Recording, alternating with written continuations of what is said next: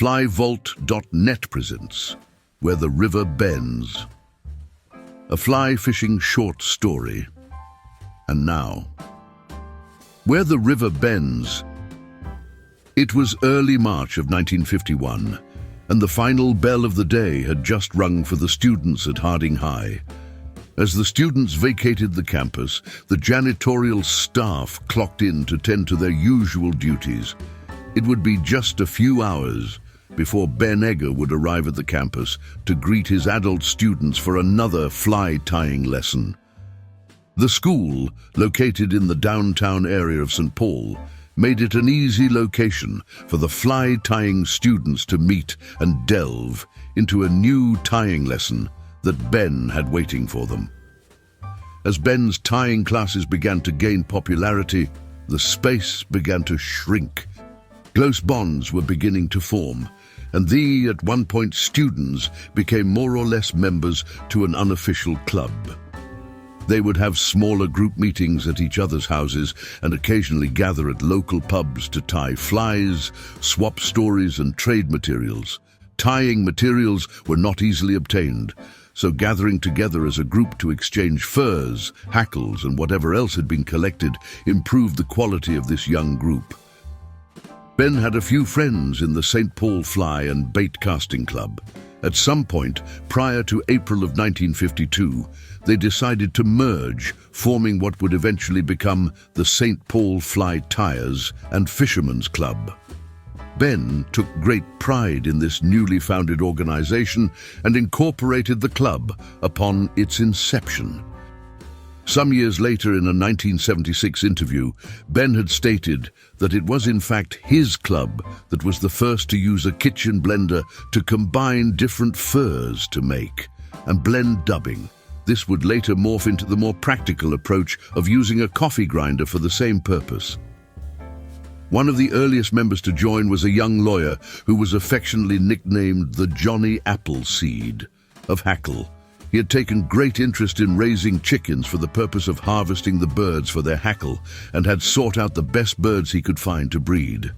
His search would lead him to a chap out on the East Coast who was known for his beautiful birds and gifted the young attorney some of his prized eggs to take home and raise for himself. After a few years of raising the birds and having exceptional results, he would reciprocate the gesture of the gifted eggs by giving full or partial skins away to fellow members in exchange for a few flies he could later use to fish. He would also give the eggs away to anyone that wanted to try their hand at raising the birds for hackle harvesting. It was stated that no money was ever exchanged for this practice. The bird bloodlines he had developed through the experimentation of crossbreeding were producing some of the most exquisite colors. The browns, beiges, champagnes and the rest were second to none in quality and color. The tying community took note of this success, and several farmers and fly tying enthusiasts came calling, wanting to start breeding these delightful birds for hackle. Names like Hoffman, Metz and Keogh took those eggs and pushed hackle into the industry we see today. I sometimes ponder while hackling a fly, if Ben Egger hadn't started those fly tying classes, if history would have come close to unfolding the way it did. You see, that chap on the East Coast wasn't just any chap that those eggs came from.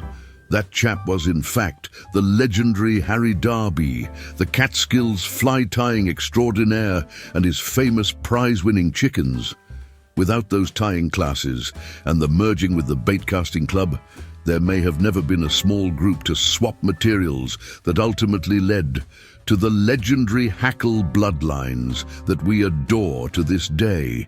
In 1997, a man whose farm in Colorado would blossom into the gold standard of dry fly hackle bought those original bloodlines and has more than succeeded in preserving the living history that the enthusiastic fly-tying attorney set forth half a century ago.